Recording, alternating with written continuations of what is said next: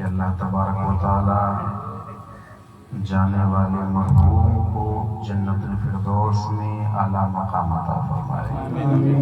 اللہ ان کے سارے تقصیرات کبیرہ و صغیرہ کو معاف فرمائے، اپنی رحمت میں جگہ نصیب فرمائے۔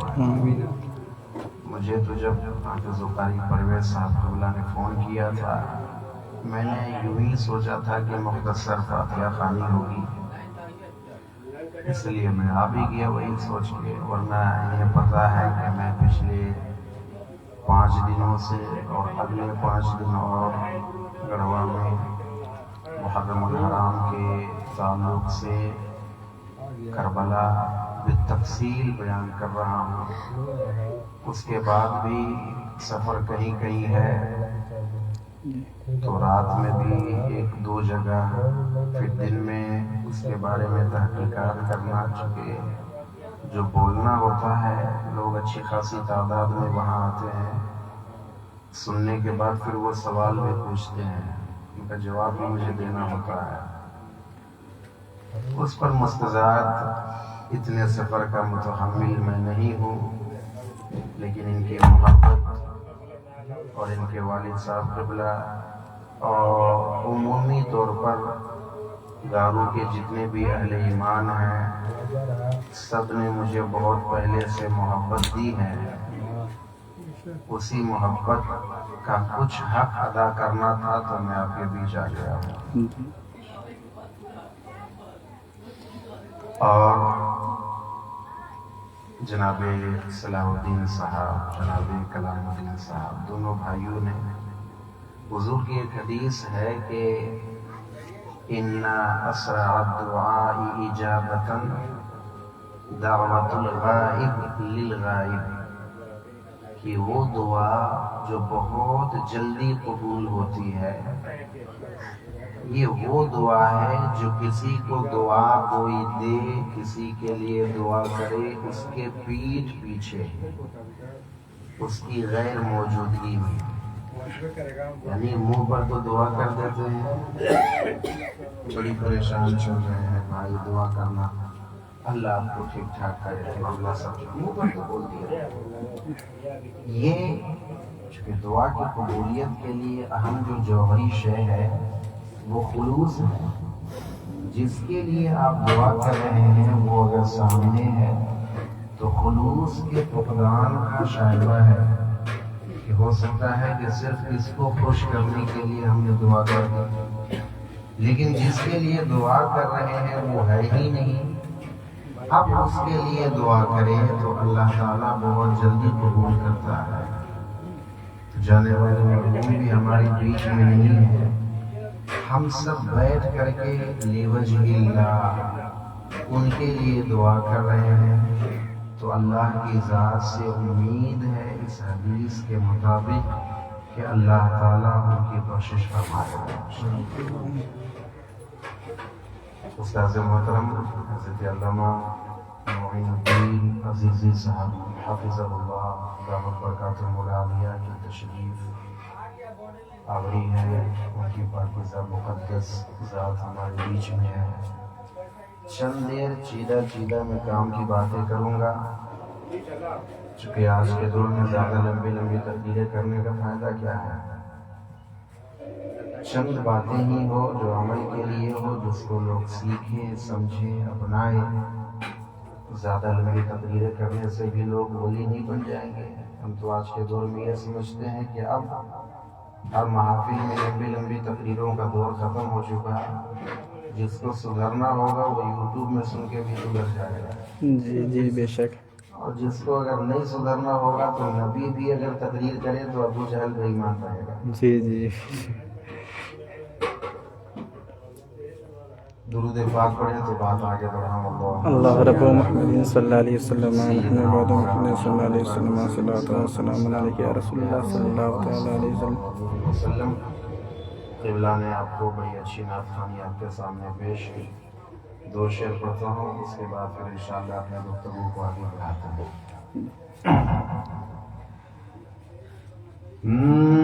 تشنگی کربلا کی بجھانے چلے سبحان اللہ ماشاء اللہ تشنگی کرے بلا کی بجھانے چلے رن میں ابن علی رن میں ابن علی سبحان اللہ تشنگی کربلا کی بجھانے چلے تھوڑا سا آواز کم کر دیجیے زیادہ ہو رہا ہے تشنگی کربلا کی بجھانے چلے تشنگی کربلا کی بجھانے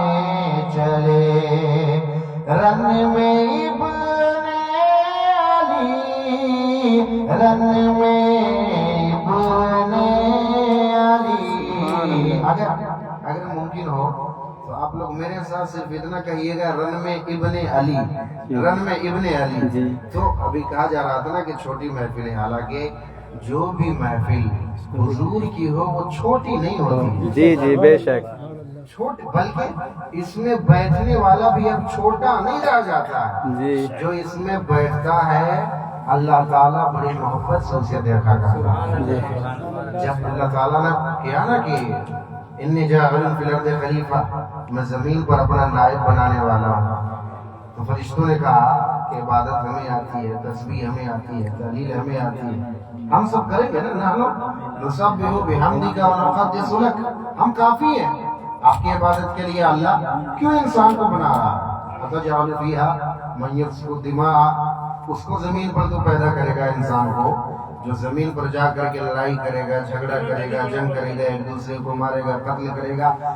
فتنہ کرے گا فساد کرے گا اس کو پیدا کر رہا ہے اس وقت اللہ تعالیٰ نے کہا انی اعلم ما لا تعلمون کہ میں جو جانتا ہوں فرشتے تمہیں نہیں پتا اس کا جواب اللہ تعالیٰ ابھی دیتا ہے کہ فرشتوں تم تو کہہ رہے تھے کہ یہ انسان زمین پر جا کر کے فتنہ فساد کرے گا نہیں دیکھو نا یہ زمین پر جا کر فتنہ فساد نہیں کر رہا ہے میرے نبی کو یاد کر رہا ہے سبحان اللہ سبحان میرے اللہ نبی کا میلاد کر رہا ہے تو یہ محفل کبھی بھی چھوٹی نہیں ہوتی اس پر مستزاد یہ کہ اگر آپ کا تھوڑا سا مجھے ساتھ میرے ساتھ مل جائے تو سونے پر سہاگا ہو جائے گا اس پر بالکل توجہ ہٹا کر کے ادھر دیکھیں تشنگی کربلا کی بجھانے چلے رن میں ابن علی رن میں ابن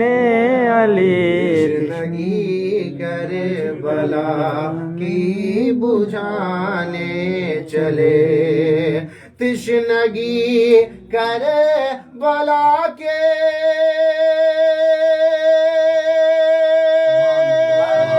سبحان اللہ سبحان اللہ تشنگی کربلا کی بجھانے چلے رن میں ابن علی رن میں ابن علی اپنے بچے بنے کا وعدہ نبھانے چلے رن میں ابن علی رن میں ابن علی اپنے بچے بنے کا وعدہ نبھانے چلے رن میں ابن علی رن میں ابن علی دیکھ لو اے یزیدو میں فولاد ہوں سبحان اللہ دیکھ لو اے یزیدو میں فولاد ہوں جان لو تم حیدر کی اولاد ہو سبحان اللہ سبحان اللہ جان لو تم حیدر کی اولاد ہوں دیکھ لو اے یزیدو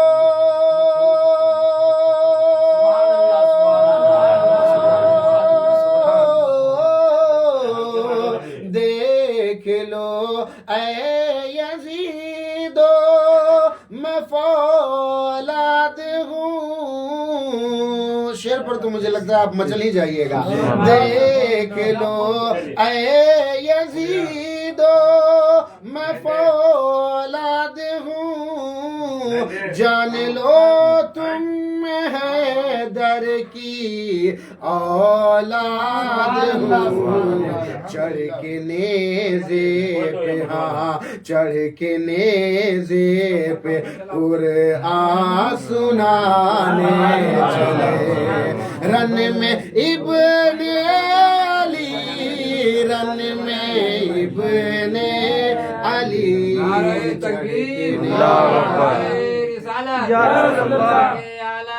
زندہ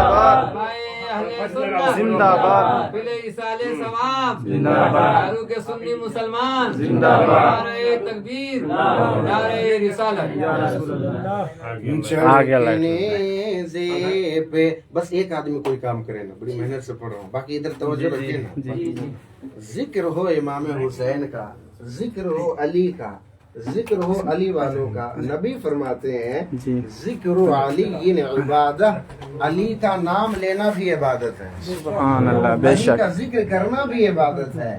علی کا تذکرہ کرنا, علی کے بچوں کا تذکرہ کرنا بھی عبادت ہے. جی جی. وہ حسین جس کو نبی اپنے پشت انور پر بیٹھایا کرتے تھے جی سجدے کی حالت میں, سجدے کیا دیکھیں ملاحظہ فرمائے. چڑھ کے نیزے پہ قرآن سنانے چلے, رن میں ابن علی. آپ یہ انتظام کرنے کے چکر میں روحانیت ختم کر دے رہے ہیں پوری. ادھر جی جی. چڑھ کے نیزے پہ قرآن سنانے چلے, رن میں ابن علی, رن میں سارا مجھے نہیں بولے گا, آگے میرا دل چاہے گا نہیں آگے بڑھنے کا. پھر سے ایک بار آپ ساتھ دیجئے, کوشش کیجئے کہ چڑھ کے نیزے پہ قرآن سنانے چلے, رن میں ابن علی, رن میں ابن علی. اور بھوکے پیاسے بڑھے مسکراتے ہوئے, سبحان اللہ. بھوکے پیاسے بڑھے مسکراتے ہوئے, بھوکے پیاسے بڑھے مسکراتے ہوئے, بھوکے پیاسے بڑھے مسکراتے ہوئے, بھوکے پیاسے بڑھے.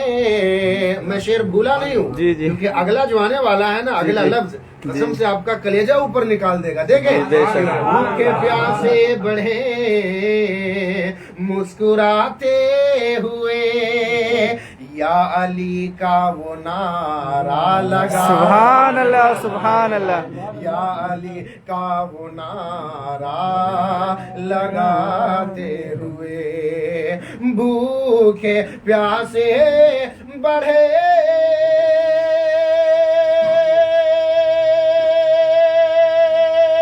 سبحان اللہ سبحان اللہ. بھوکے پیاسے بڑھے مسکراتے ہوئے, یا علی کا وہ نعرہ. ایک بار آپ بھی کہیے تو, یا علی یا علی یا علی یا علی یا علی یا علی یا حسین یا حسین. بھوکے پیاسے بڑھے مسکراتے ہوئے, یا علی کا وہ نعرہ لگاتے ہوئے. وہ تو دین محمد بچانے, سبحان اللہ. رن میں ابن علی, رن میں ابن علی. تو دین محمد بچانے چلے, رن میں ابن علی, رن میں ابن کربلا کی بجھانے چلے، رن میں ابن علی، رن میں ابن علی، دیکھو بچپن کا وعدہ نبھانے چلے، رن میں ابن علی، رن میں ابن علی۔ دیکھیں رن میں ابن علی حسین جا رہے ہیں اور کس شان سے جا رہے ہیں۔ لوگوں نے یہ تو دیکھا ہے کہ کربلا کے میدان میں سر کٹا رہے ہیں، لوگوں نے یہ غور سے نہیں دیکھا کہ وہ بچپنے میں ہی اپنے نانا کے پشت انور پہ سوار ہیں، جی اور کس شان سے سوار۔ یہ تو آپ نے ہمیشہ سنا، بات آ گئی تو عرض کر دیتا ہوں، آپ نے ہمیشہ سنا کہ سجدے کے حالت میں رسول ہیں اور اوپر سے امام حسین آ گئے، جی نبی نے اپنے سجدے کو لمبا کر دیا۔ سبحان اللہ، سبحان اللہ۔ 5 بار سے زیادہ تسبیح نہیں پڑھتے ہیں کہ جلدی اٹھ کر کے جانا ہے، جی عید کا ٹائم آ گیا، عید کی نماز بھی اتنی جلد جا کر کے سوئی بھی لینا ہے، درزی سے کپڑا بھی واپس لانا ہے۔ لیکن نبیوں کے سلطان جماعت میں مقتدی کون ہے؟ ابو بکر، عمر، عثمان، حیدر، ابو ہریرہ، جابر بن عبداللہ، سعد بن ابی وقاص، یہ سارے لوگ مقتدی ہیں۔ اس وقت میں نبیوں کا امام سجدہ کرتا ہے کتنی بار؟ 1 بار، 3 بار، 7 بار، 10 بار، 20 بار، 30 بار، 40 بار، 72 مرتبہ نبی نے سجدے کی تسبیح پڑھی۔ سبحان اللہ، سبحان اللہ۔ نبی نے سر نہیں اٹھایا، حسین خود سے اترے ہیں، یعنی حضور کو ایک تو یہ مصلی بڑا کمال کا ہے، جب حضور سجدے میں ہے بڑا کمال کا ہے۔ ہمارے آپ کے یہاں بھی مصلی ہوتا ہے، مسجدوں میں جاتے ہیں نا کبھی کبھی ادھر ادھر، جمعے میں جو امام صاحب ہوتے ہیں مصلی ہوتا ہے آگے کہ نہیں ہوتا؟ ایک مصلی پر 3 امام رہتا ہے، کتنا امام رہتا ہے؟ کتنا امام رہتا ہے ایک مصلی پر؟ 3-4 امام رکھتے ہیں نہیں نا، ایک مصلی پر ایک ہی امام رہتا ہے۔ لیکن یہ سجدہ نبی کا بڑا باکمال ہے۔ نبی کا جو مصلی ہے، مصلی ایک ہی ہے لیکن 2 امام ہے، ایک نبیوں کا امام ہے، ایک شہیدوں کا امام۔ سبحان اللہ، سبحان اللہ۔ نبی کے کاندھے پر سیدنا امام حسین، اچھا ٹھیک ہے، امام حضرت سیدہ عائشہ صدیقہ کیا فرماتی ہے؟ سیدہ عائشہ صدیقہ سے ایک بڑا عجیب نقطہ آپ کو بیان کرنے لگا ہوں۔ سیدہ عائشہ صدیقہ طیبہ طاہرہ عابدہ زاہدہ مزکیہ مکیہ ام المؤمنین، ام المؤمنین مومنوں کی ماں، ان سے پوچھا گیا صف لنا رسول اللہ، ہمیں حضور کی شان بیان کیجیے، حضور کی سیرت کے بارے میں بتائیے۔ سیدہ عائشہ صدیقہ نے کہا مجھ سے کیا پوچھتے ہو، جاؤ جا کر کے قرآن پڑھو، کانا خلق القرآن، میرے نبی تو مکمل قرآن تھے۔ سبحان اللہ۔ نبی کے بارے میں کیا پوچھتے ہو، نبی تو مکمل قرآن ہے۔ فرق ہے ہمارے اور آپ کے گھر میں جو رکھا ہوا قرآن ہے یہ چپ قرآن ہے، نبی بولتا قرآن ہے۔ سبحان اللہ۔ ہمارے اور آپ کے پاس جو قرآن ہے یہ ساکت قرآن ہے، نبی چلتا پھرتا قرآن ہے، سبحان نبی اللہ۔ قرآن ہے۔ اچھا ٹھیک ہے، اتنا مان لیا آپ نے نا کہ ہمارے نبی بھی کیا ہے؟ قرآن ہے، نبی قرآن ہے۔ ایک مسئلہ آپ سے پوچھتا ہوں، جا کر کے علماء سے پوچھیے گا، حضرت سے پوچھیے گا، کیا قرآن کے اوپر کوئی دوسری کتاب رکھ سکتے ہیں؟ نہیں۔ بخاری اصح الکتب بعد کتاب اللہ، اس کو بھی نہیں رکھ سکتے ہیں۔ جی۔ کیا قرآن کے اوپر کوئی اور وزندار چیز، اینٹ، مٹی، پتھر کچھ رکھ سکتے ہیں؟ نہیں۔ کوئی شیشہ وغیرہ رکھ سکتے ہیں؟ چلے اور آگے بڑھ کر کے پوچھتا ہوں، کیا آپ قرآن کے اوپر اپنے بچے کو بیٹھا سکتے ہیں؟ نہیں۔ قرآن کے اوپر آپ بھی کہیں گے، فتویٰ دیں گے کہ ہاں مولانا بالکل نہیں ہو سکتا۔ جی۔ قرآن کے اوپر کوئی چیز نہیں رکھی جا سکتی، کسی بچے کو بھی نہیں بیٹھایا جا سکتا۔ جب قرآن کے اوپر کچھ رکھا نہیں جا سکتا، کسی کو بیٹھایا نہیں جا سکتا، ابھی آپ نے سیدہ عائشہ صدیقہ کا فتویٰ پڑھا کہ میرے نبی قرآن ہے، اور جب میرے نبی قرآن ہے تو قرآن کے اوپر کچھ رکھا نہیں جا سکتا، تو امام حسین کیسے سوار ہو گئے؟ سبحان اللہ، سبحان اللہ۔ امام حسین آخر اس قرآن پر کیسے سوار ہو گیا؟ جب قرآن پر کچھ رکھا نہیں جا سکتا ہے تو میرے تیرے جیسا چھوٹا موٹا مولوی اس کا جواب دے پائے گا؟ اگر جا کر کے عرض کریں گے ہم، آئیے اس کا جواب اگر جاننا ہے تو قارون کے سرزمین سے اٹھ کر کے چلنا ہوگا بریلی کے امام محمد رضا کی بارگاہ۔ اے امام محمد رضا، مولوی تقریر کر کے چلا گیا کہ قرآن کے اوپر کوئی اور چیز رکھی نہیں جا سکتی ہے، اور ہم تو حدیث میں دیکھتے ہیں کہ نبی سجدے میں ہے اور نبی قرآن ہے، اسی قرآن کے اوپر حسین بھی بیٹھا ہوا ہے، جب قرآن کے اوپر کچھ رکھا نہیں جا سکتا تو آخر حسین قرآن کے اوپر کیسے سوال ہے؟ میرے بریلی کے تاجدار امام احمد رضا جواب دیتے ہیں، بارہائے سہن خنچہائے قدس اہل بیت نبوت ملا کو سلام، ہاں ہاں قرآن کے اوپر کچھ اور نہیں رکھا جا سکتا ہے، لیکن اگر قرآن کا پارا ہو، سبحان اللہ، قرآن کے اوپر کچھ نہیں رکھ سکتے ہیں، لیکن اگر قرآن کا پارا ہو، اے امام احمد رضا مسئلہ سمجھ نہیں آیا، مسئلہ بس اتنا سا ہے، میرے نبی قرآن ہے تو حسن حسین قرآن کا پارا ہے۔ سبحان اللہ، سبحان اللہ، سبحان اللہ۔ اس شان سے حسین آئے، کس شان سے حسین آئے؟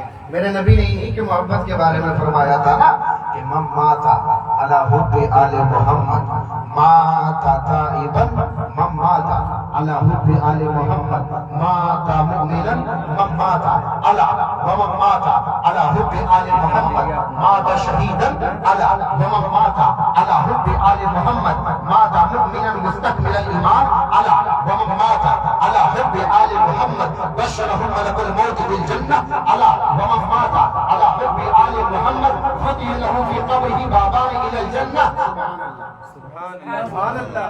نبی کی حدیث ہے، نبی کی حدیث ہے۔ میں چاہتا تو آپ کو اردو بھی یوں ہی بیان کر دیتا، لیکن مکمل عربی پڑھ رہا ہوں تاکہ آپ کو بھی لذت محسوس ہو کہ یہی وہ لفظ ہے جو کبھی 1400 سال پہلے میرے نبی کے زبان مبارک سے نکلے ہوئے۔ سبحان اللہ۔ نبی فرماتے ہیں حسن حسین سے محبت کرو، میرے اہل بیت سے محبت کرو، کیوں؟ کیا ملے گا؟ الا ومن مات علی حب آل محمد مات تائبا، زندگی چاہے جیسے گزار لو، اگر حسن و حسین سے محبت ہے، کربلا والوں سے محبت ہے، اہل بیت سے محبت ہے، جو محبت رکھتا ہے ان کی، جب مرے گا تو توبہ کی موت مرے گا۔ سبحان اللہ۔ الا ومن مات علی حب آل محمد مات مؤمنا مستکمل الایمان، جو اہل بیت سے محبت کرتا ہے اللہ تعالیٰ اسے مومن بنا کر کے موت دیتا ہے۔ سبحان اللہ۔ ایمان والی موت مرتا ہے، اور صرف ایمان والی موت نہیں، ماتا مؤمنا مستکمل الایمان، وہ مومن بن کر کے مرتا ہے، صرف اتنا نہیں بلکہ کامل مومن بن کر کے مرا کرتا ہے۔ نبی آگے فرماتے ہیں، کیا خوبصورت جملہ ہے، کیا شاندار بشارت ہے، کیا چہرے پر مسکراہٹ لانے والی اہل بیت کے محبین کے لیے بشارت ہے۔ نبی فرماتے ہیں، الا ومن مات علی حب آل محمد مات شہیدا، جو اہل بیت سے محبت کرتا ہے اگرچہ وہ اپنے بستر پر ہی مرے، اللہ اسے شہادت کا مرتبہ عطا فرماتا ہے۔ الا ومن مات علی حب آل محمد بشرہ ملک الموت بالجنہ، جو اہل بیت سے محبت کرتا ہے جب ملک الموت آتا ہے نا اسرائیل روح قبض کرنے کے لیے، تو روح بعد میں نکالتا ہے، جنت کی بشارت پہلے دے دیتا ہے۔ الا ومن مات علی حب آل محمد فتح له بابان فی قبرہ الی الجنہ، جو اہل بیت کی محبت میں مرتا ہے، قبر میں جاتا ہے، چاروں طرف اندھیرا ہی اندھیرا ہے، اور قبروں میں تو وحشت ہوگی، لیکن یہ اہل بیت کی محبت لے کر کے گیا ہے، اس کے قبر میں اندھیرا نہیں ہوگا، جنت کی دو کھڑکیاں اس کے قبر کے لیے کھول دی جاتی ہیں۔ الا ومن مات علی حب آل محمد، حدیث پورا کرنے لگا ہوں تو پوری رکھنا۔ نبی نے فرمایا، زارت الملائکہ قبرہ، جو اہل بیت سے محبت کرتا ہے اور مر کر کے قبر میں چلا جاتا ہے، کوئی اس کے قبر میں فاتحہ پڑھنے آئے یا نہ آئے، اللہ کے مقدس فرشتے اس کے قبر کی زیارت کے لیے آیا کرتے ہیں۔ سبحان اللہ۔ نعرہ تکبیر، نعرہ رسالت، مسلک اعلی حضرت، برائے سال ثواب، عظمت حسین، حضرت علامہ مولانا غفران رضا اظہری صاحب قبلہ، نعرہ تکبیر، نعرہ رسالت۔ اللہ اکبر کبیرہ۔ یہ شان ہے اہل بیت کی، چھوٹی سی آبادی ہے، کوئی بات نہیں ہے، تعداد پر قلیل من عبادی الشکور، تعداد پر تو ہمیں کبھی جانا سکھایا ہی نہیں ہے، کربلا ہم نے جس کو اپنا لیڈر مانا ہے وہ حسین، جی جس نے ہمیں جینا بھی سکھایا ہے تو مرنا بھی سکھایا ہے، جی جی بے شک، اور انہوں نے ہمیں یہ بھی سکھایا ہے کہ تعداد کوئی بہت زیادہ میٹر نہیں کرتا ہے، اگر ایک طرف ناحق لاکھوں یزیدی ہو تب بھی 72 حسینیوں کا سر بلند رہا ہے، سبحان اللہ سبحان اللہ، انہیں کا مقام بلند رہتا ہے۔ تعداد آپ کے یہاں کم ہے لیکن پھر بھی کوشاں میں رہے اس چیز کی، کوشش کرے جب بھی محرم کا مہینہ آئے آس پاس سے علماء کو بلا کر، دعات کو بلا کر، بزرگوں کو بلا کر کم از کم امام حسین کے نام کی محفل ضرور سجائیں، جی جی بے شک، مولا علی کا ذکر سنا کیجیے، ان کی سیرت جانا کیجیے، ان کا کردار، ان کا اخلاق، ان کا طور طریقہ جانا کیجیے۔ والد کے اصالِ ثواب کے لیے محفل ہے، جی امام حسین سے سیکھو ہر چیز، ہمیں زندگی کیسے گزارنی ہے، آپس میں معاشرہ ہمیں کیسے بنا کر کے رکھنا ہے، ماں باپ کا ادب امام حسین نے کیسا سکھایا ہے۔ ایک بات عرض کرتا ہوں، سمجھ میں آ جائے گا کہ حسین سے بڑھ کر کے ہمارے لیے کوئی آئیڈیل نہیں ہو سکتا ہے۔ نوجوانوں بچوں سنو، سیدنا امام حسین چھوٹی عمر ہے لیکن دسترخوان پر جب بیٹھتے ہیں سیدہ فاطمہ الزہرا کے ساتھ کبھی کھانا نہیں کھاتے، سیدۃ نساء اہل الجنہ سیدہ فاطمہ الزہرا ان کے ساتھ کبھی کھانا نہیں کھاتے، کیوں؟ حالانکہ ہر کسی کو خواہش ہوتی ہے کہ کھانے کی لذت تبھی ہوتی ہے، یعنی 5 اسٹار ہوٹل میں جا کر کے آپ کھائیے 1000 روپے کا ایک کٹوری، اس میں وہ لذت نہیں ہے جو ماں اپنے ہاتھوں سے سوکھی روٹی بنا کے کھلا دے، اس میں جو لذت ہے۔ سبحان اللہ بے شک حق حضرت، ماں باپ والدین کون مقابلہ کر سکتا ہے کہ انسان کی زندگی میں ان کے مرتبے کا؟ لیکن امام حسین اپنے ماں کے ساتھ کھانا نہیں کھاتے، کیوں؟ بڑی ضد کیا گیا، کیوں نہیں کھاتے بیٹے کھانا؟ امام حسن کیوں نہیں کھاتے؟ بعض روایتوں میں امام زین العابدین کے بارے میں ہے، کہا کہ اس لیے مجھے ڈر لگتا ہے کہ کہیں میں دسترخوان پر آپ کے ساتھ بیٹھوں اور آپ کا ارادہ کسی لقمے کو اٹھانے کا ہو اور کہیں میں بھوک سے وہ لقمہ اٹھا لوں، یہ بھی میں بے ادبی سمجھتا ہوں، جی بے اس لیے میں نہیں کھاتا کھانا آپ کے ساتھ۔ تو ماں باپ کا احترام جانے کے بعد بھی ہے، ان کی زندگی میں بھی ہے، ان کے جانے سے پہلے، زندگی کے بعد یعنی آخرت میں جب وہ اپنے قبر کے سفر کو چل چکے تب تو ان کے لیے ہے کہ خوب اصالِ ثواب کرے، قرآن پڑھوائے، محافل کرے، جتنا ہو سکے زیادہ سے زیادہ نیکی خود کرے، درود پاک پڑھے، ہر شام کو سونے سے پہلے ان کے لیے دعا کر کے سویا کرے، ہر نماز سے پہلے، ہر نماز کے بعد ان کے لیے دعا کیا کرے۔ نبی فرماتے ہیں کہ جو چاہتا ہے کہ اس کے رزق میں برکت آ جائے، ایک میں آپ کو تعویذ دے کے جا رہا ہوں، چھوٹی چھوٹی باتوں پر جاتے ہیں نا میرے صاحب کے پاس، پیر صاحب کے پاس، کماتے بہت ہے لیکن بچتا ہی نہیں، جی کوئی برکت نہیں ہے، 2-3 سال سے آتا بہت ہے حضرت لیکن کہاں چلا جاتا ہے پیسہ، بچتا ہی نہیں، برکت نہیں ہے۔ جی نبی سکھا رہے ہیں کہ جو چاہتا ہے کہ اس کے رزق میں برکت ہو وہ اپنے ماں باپ کے لیے دعا کرنا شروع کرے، سبحان اللہ وہ سبحان اپنے اللہ ماں بے باپ شک، کے لیے اگر حیات سے ہے تو ان کی زندگی کے لیے، ان کی صحت کے لیے دعا کرے، اگر چلے گئے ہیں تو رب اغفر لی ولوالدی وللمؤمنین کہہ کے ان کی مغفرت کے لیے دعا کرے، وہ اپنے ماں باپ کے لیے دعا کرے گا۔ اگر ماں باپ قبر میں خوش ہو جائیں اور مسکرا دیں تو اس کے گھر میں برکت ہی برکت ہو جائے۔ ماں باپ کا احترام، حسن حسین سے سیکھیں، ماں باپ کا احترام۔ نبی پاک صلی اللہ علیہ وسلم نے یہ سکھایا ہے کہ جب ماں باپ چلے جائیں 2-4 چیزیں ہیں ان کے جانے کے بعد کرنا ہے۔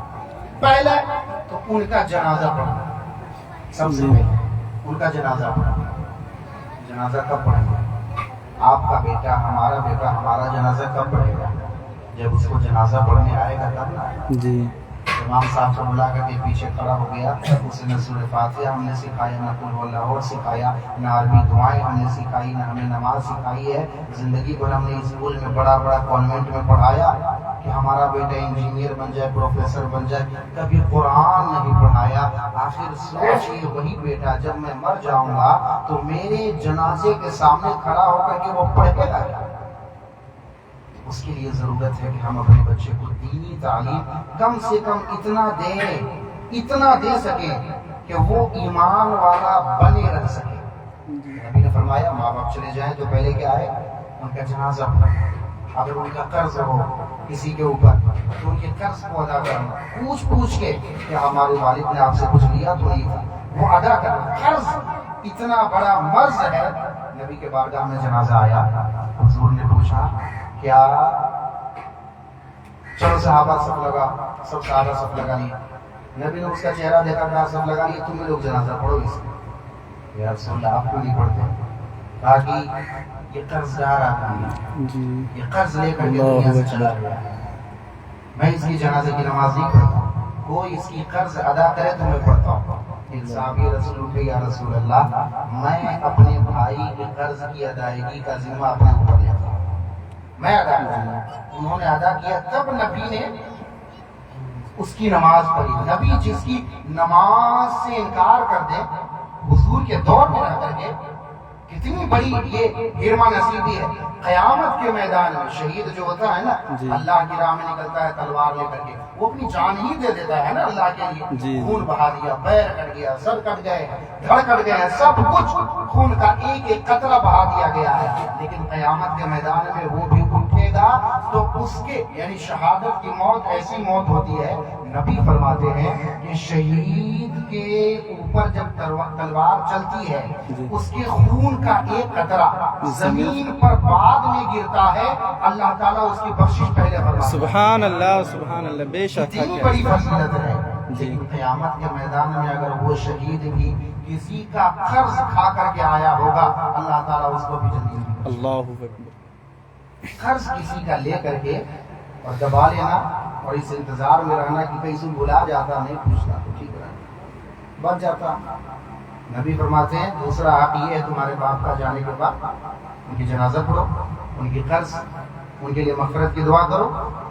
تیسرا جو اہم ہے اور اس سے سمجھ میں آئے گا معاملہ، احفظ ود ابیک، اپنے باپ کے جو دوست ہیں ان سے بھی محبت قائم رکھو۔ باپ کے رشتہ دار بڑی بات ہے۔ سیدنا عبداللہ ابن عمر رضی اللہ تعالیٰ عنہ حج پر تھے، راستے میں سفر کر رہے تھے، ایک اعرابی دیہاتی مل گیا تو اس نے کہا کہ تمہارے چہرے سے لگتا ہے کہ تم عمر کے بیٹے ہو۔ کہا جی میں عمر کا بیٹا ہوں۔ کانا صدیق ہے، عمر میرا بڑا اچھا دوست ہے۔ ابن عمر عبداللہ نے جب سنا کہ یہ میرے باپ کا دوست ہے، عبداللہ ابن عمر نے اپنے مشکیزے سے پانی نکال کر کے انہیں پلایا، انہیں کھجور کھلائی اور ان کو اپنا امامہ اتار کر کے ان کے سر میں پہنا دیا۔ لوگ تعجب میں پڑ گئے کہ اگر یہ دیہاتی تھا، کچھ بھی تھا، آپ اس کو کچھ دے دیتے، روپیہ پیسہ پانی پلا دیا، کھانا کھلا دیا، آپ نے پگڑی اتار کر کے دے دی۔ عرب میں یہ بہت بڑی بات مانی جاتی ہے، کسی کو ہائی رسپیکٹ ہے تو اس کو اپنی پگڑی اتار کر کے دیتے ہیں۔ لوگوں نے اعتراض کرنا شروع کیا، اے ابن عمر یہ آپ نے کیا کیا؟ کہا تم نے سنا نہیں اس نے کیا کہا تھا؟ اس نے کہا تھا کہ یہ میرے والد عمر کے دوست ہیں اور میں نے نبی سے یہ سنا ہوا ہے احفظ ود ابیک فإنه يدفع امور ایمانک، کہ اپنے باپ کے دوستوں سے بھی محبت برقرار رکھو۔ جو اپنے باپ کے دوستوں سے دوری اختیار کر لیتا ہے اس کے ایمان کا نور بجھ جاتا ہے۔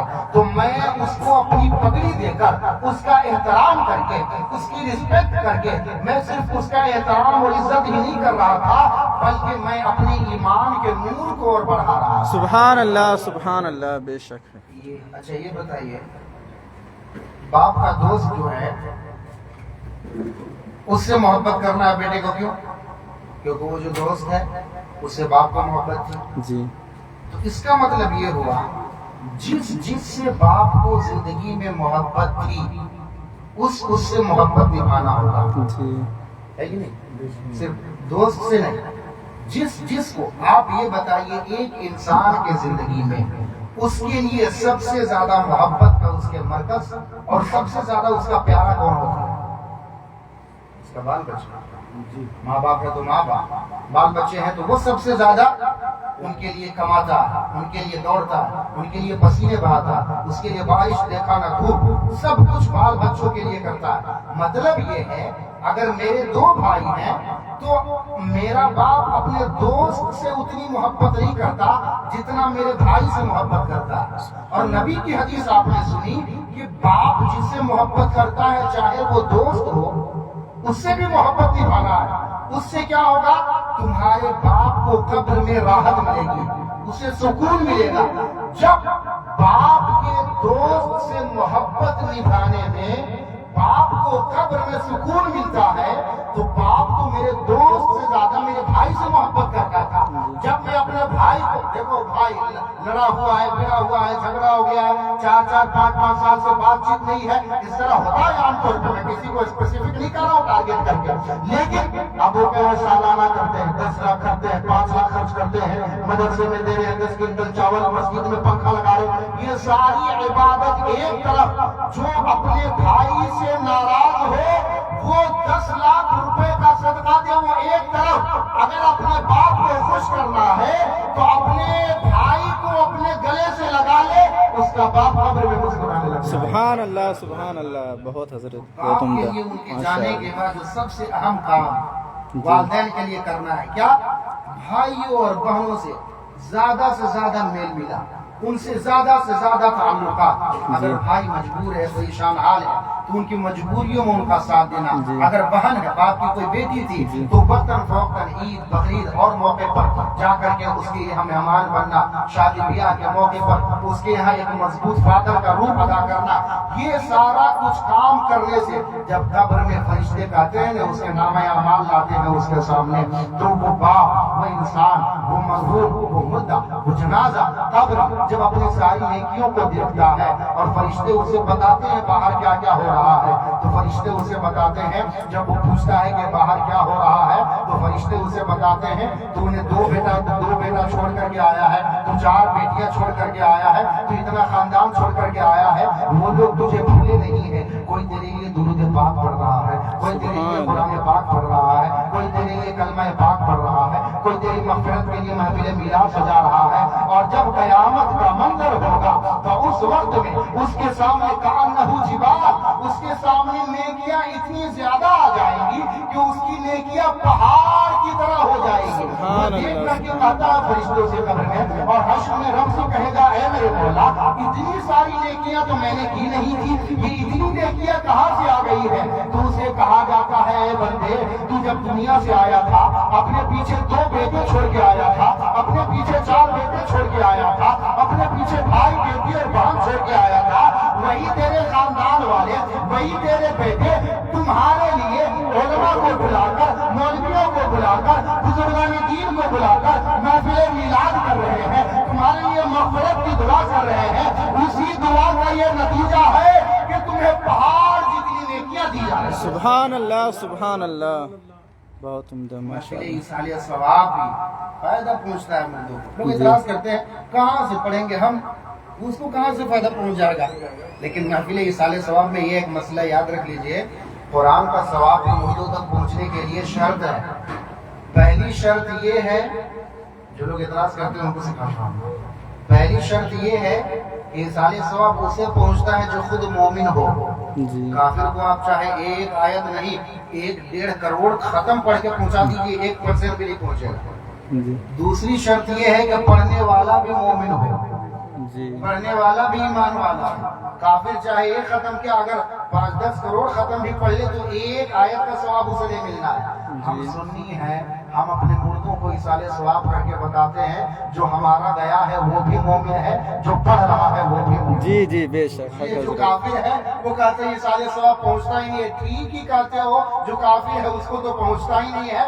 اللہ کا شکر ہے ہمیں اللہ نے سنی بنایا ہے, مومن بنایا ہے. ہم جب پڑھتے ہیں تو ایمان ہونے کے ناطے اللہ ہمیں بھی ثواب دیتا ہے, اور ہمارا مرحوم جو چلا گیا ہے ایمان کے ساتھ اللہ اسے بھی ثواب عطا فرمائے. جی بے شک. سبحان ایصال ثواب کی محفلیں صرف یہی شکل نہیں ہے کہ محفل میلاد کریں, قرآن خوانی کریں, نہیں. ہمیشہ درود پاک پڑھتے رہیں, اپنے ماں باپ پر کلمہ شریف پڑھتے رہیں. اور درود پاک ایک ایسا ایصال ثواب ہے کہ اپنے ماں باپ کے لیے اس سے بڑھ کر کے انعام ہم اور آپ کچھ پیش نہیں کر سکتے. حضور نے کیا فرمایا, آخری بات عرض کرتا ہوں ختم کرتا ہوں, حضور نے کیا فرمایا کہ جو میرا امتی مجھ پر درود پڑھتا ہے میں اس کو سنتا ہوں. بولو سبحان اللہ. میں سنتا ہوں. ہم یہاں سے پڑھے وہ مدینے سنے ان کی اعلیٰ سماعت پہ لاکھوں سبحان. جو درود پڑھتا ہے میں سنتا ہوں اور فرشتے بھی میرے پاس تحفہ بنا کر کے اس کا درود لاتے ہیں اور کہتے ہیں یا رسول اللہ ان فلان ابن فلان قد صلی علیکا. یا رسول اللہ وہ جو فلاں ہے فلاں کا بیٹا اس نے آپ کے اوپر درود پڑھا ہے. تو اگر آپ درود پڑھیں گے تو نبی کے بارگاہ میں آپ کا بھی نام لیا جائے گا اور آپ کے باپ کا بھی نام لیا جائے گا. کثرت سے درود پاک پڑھیں اور اپنے نبی کے بارگاہ میں اپنا بھی اور اپنے والدین کا بھی ذکر کراتے رہیں ہمیشہ. اللہ تبارک و تعالیٰ جانے والے مرحوم کو کروٹ کروٹ جنت نصیب فرمائے. اللہ ان کی قبر کو بقعہ نور بنائے. ان کے تمام گناہ کبیرہ اور صغیرہ کو معاف فرمائے. ان کو جنت الفردوس میں اعلیٰ مقام عطا فرمائے.